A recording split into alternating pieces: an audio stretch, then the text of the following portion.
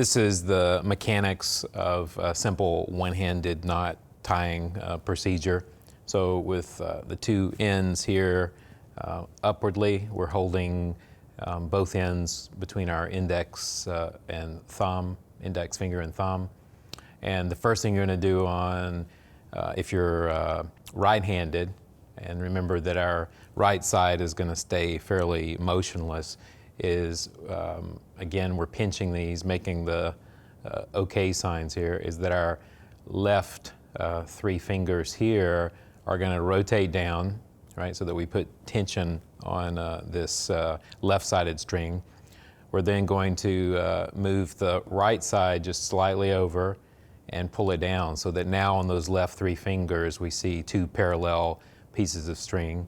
And then our middle finger on the left side is going to flex all the way down, just like that. And then it's going to, and by doing that, when it flexes, it's pulling the right string more to the left. Then we're going to extend that digit. And when we extend that digit, we close those three fingers tightly so that when we pull through, we've now formed a knot. Now, as we start to put the knot down, again, our right hand doesn't really move.